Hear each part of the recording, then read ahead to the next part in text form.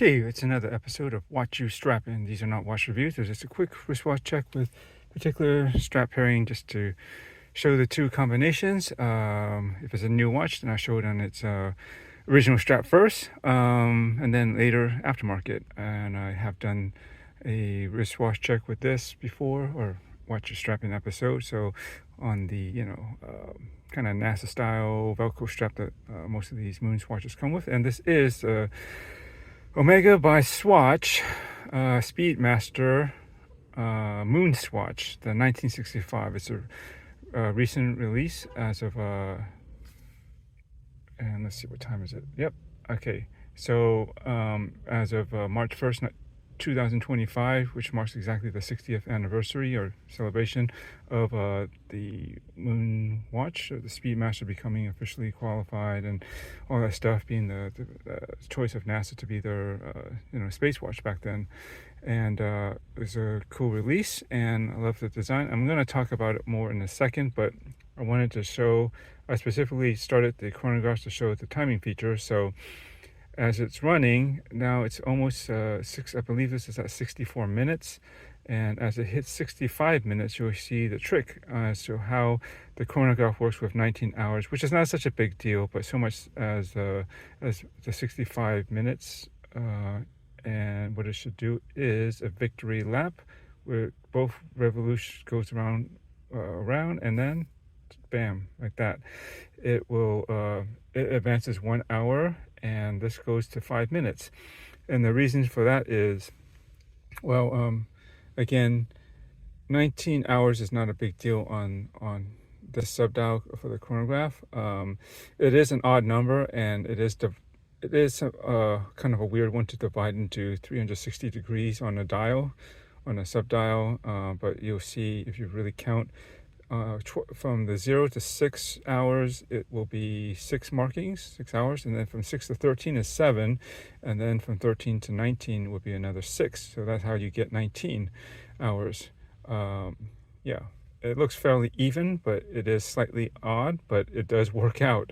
The cool mathematics of I guess dividing that movement into by quartz movement. And 65 is also an odd number to divide, and you'll find that there are 5 minute increments from 0 to 20, right? So 5, 10, 15, 20. So there's actually 1, 2, 3, 4, and then there's 5 between 20 to 45. So that's 1, 2, 3, 4, 5, right? Another 25 minutes, and then another 20 minutes from 45 to 65. So it is oddly divided. But anyways, that's one thing that makes, I think, this watch interesting compared to the other MoonSwatches, and a lot of chronographs in general. You don't see these kind of numbers and the way that they're divided. I'm sure you could probably do that with a mechanical movement, but still, I think it was cool for Swatch to go out of the way to make these Easter eggs, the 1965 at the top, and of course 60 at the bottom with the running seconds. It just works out naturally, but the 19 and the chronograph hands is something interesting and different. And yeah, and how this works, I'll quickly try to explain again, and I have done it in some videos. If not, you can watch the quick demo on the Swatch site. Scroll down the page on this specific model, 1965, and they do talk about all the unique features, including how and why the chronograph works.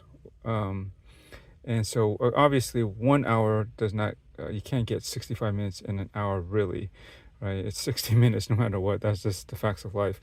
But what happens is, for the 4 to 5 minutes, it's delayed on showing you 1 hour, although you should know, if you're a real watch person that understands time, 60, well, that's kind of weird, but yeah, it is. But, as you know, once it says 60 minutes on this 2 o'clock counter, that's an hour, right? It doesn't just because it doesn't show it on this side exactly at 60 minutes doesn't negate the fact that 1 hour has passed. All right. So the trick to making this all work still is that it delays the showing of that hour by waiting to actually the last minute at 64, it'll count down the seconds, right? 60 seconds to make the next minute. And as it ticks over to the 65, it simultaneously will, you saw that revolution, that animation, which I think they call the lap of honor or the victory lap, something like that. Both sides would do that, and then it's just a fun little animation, quick. And then the hour counter will move ahead 1 hour appropriately. But because it did it at the 65, right, it's actually showing it technically 5 minutes behind, right, or at least it would. But to automatically compensate for that, that's why the counter actually ends up resetting and starting off at 5 minutes past on the minute subdial. So it actually instantaneously basically compensates or readjusts or realigns, however you want to call it, resynchronizes itself to the hour, and actually it is still keeping accurate time. It just does it kind of automatically, which is pretty neat. So I thought all of this was, and some other details, the vintage logo, I think that looks pretty cool and nice here. And they actually made, I don't have it on the strap, on the stock strap, but it actually shows that on the strap as well, the vintage Omega logo and typeface. And on the crown, it does have the vintage Omega logo too. It's upside down now, but above the Swatch S, it does have the vintage. So they did make some extra effort to make this one a little bit different and special, at least for now. Who knows if they'll ever use it, but I don't think they can or will ever reuse this specific quartz movement or module, whatever, how you want to call it, because it's very specific, 19 hours and 65 minutes. I can't see that. They may do a similar trick with some dates or something later on. Maybe, I don't know what it could be, 23 hours or something. And I don't know if another date's important, 75 minutes. I suppose they could find a way to readjust the placement of and design of this and the movement so that it accommodates that. And it may do a similar trick at that point because of that. They could basically reprogram and retool some stuff potentially. I'm not sure how it all works. If it's just all program or software based, or is there actually, perhaps there should be some mechanical aspects even within the quartz movement that controls how it divides all these the chronograph and minute subdials to work with these odd numbers. But for now, this is the only one that does that. So I think, at least you can say it's the first one that does that, if there will be other ones. And so I think this is a cool piece, unique.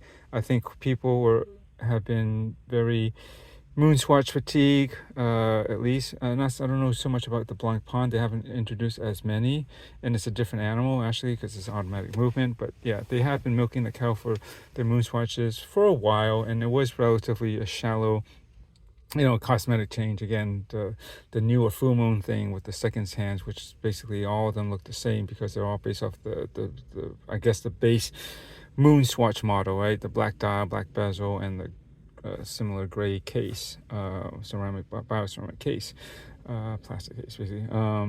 And just changed the little feature, and it was very difficult to get because they only sold it in like 2 or 3 select Swatch retail stores on a specific date. I mean, they might have, I don't know if they sold them all out. I can't imagine they wouldn't have, but yeah, that made it even more irritating to not be able to get it, because not only is it very very superficial change, but if you wanted to collect all these, you probably couldn't unless you try to find them on the secondary market. And anyways, all that stuff is just like, yeah, that got tiresome. And I didn't hate it, I just felt it became like, oh, nothing special. It became very indifferent. Nothing really drew me in until this piece.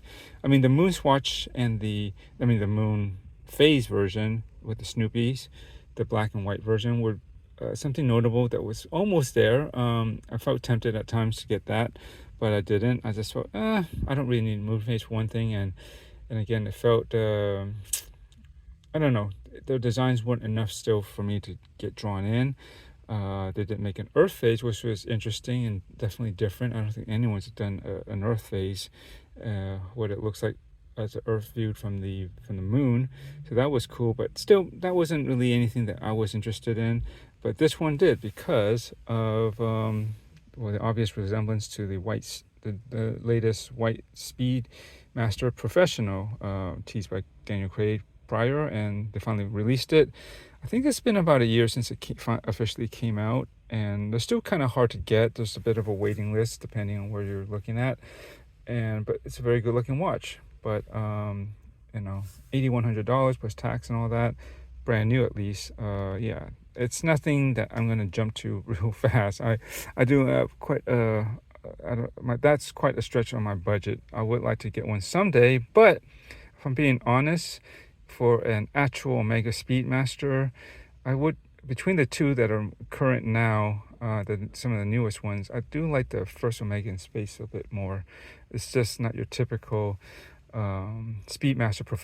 Yeah, the first Omega in space is just I like it. It's just unique and different, and it's a bit polarizing because it's like for Tina, but I just think it's a color. But anyways, it's another discussion. We're talking about this, so I figure this is, I don't by no means feel that this is a true substitute or replacement for a White Speedmaster Pro, but my thinking is this is unique in its own way. It's not exactly the same as that. It's very similar.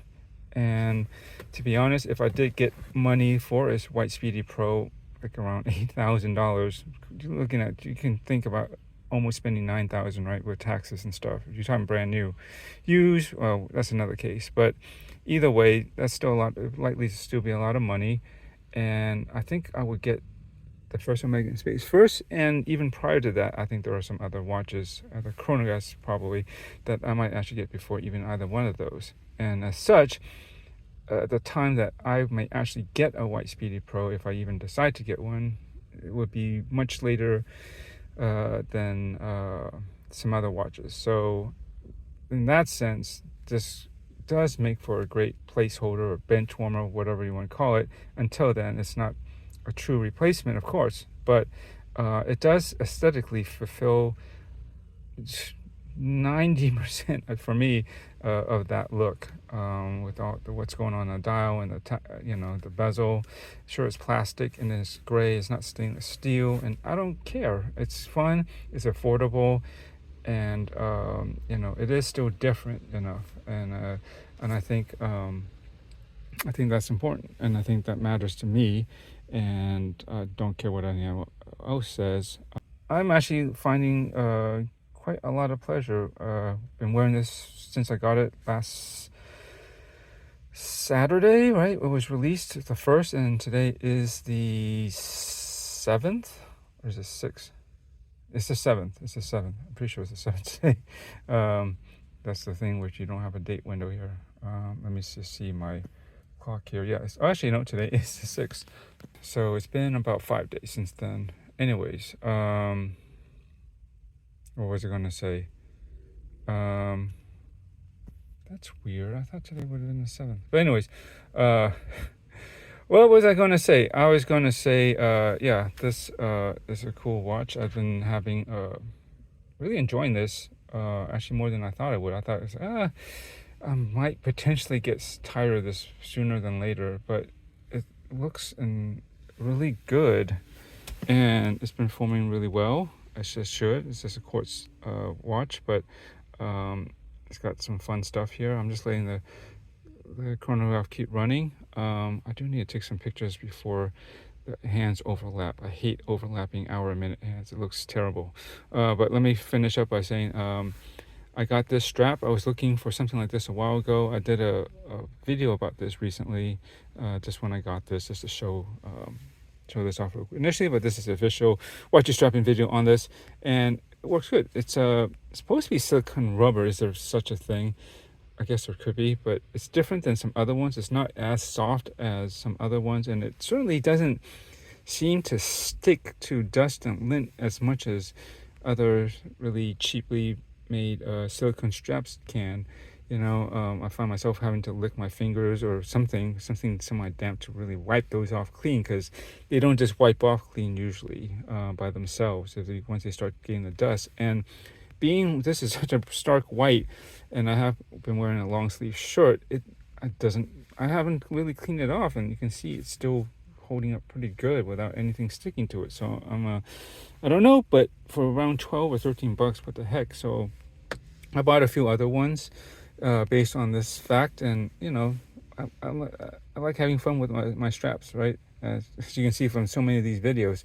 And I rebought one in the reverse, which just recently fell apart. I had it for about 3 years, but so it'll be black with a white center strap, which looks good on this. I did not show it on that because it kind of crapped out and self-disintegrated before I could do it. And anyways, we'll see how that carries on when I get that in. And I got one in gray with both a black and another one with a white center stripe, which I think will all work very well with this. And thinking about straps on this particular watch, you know, it's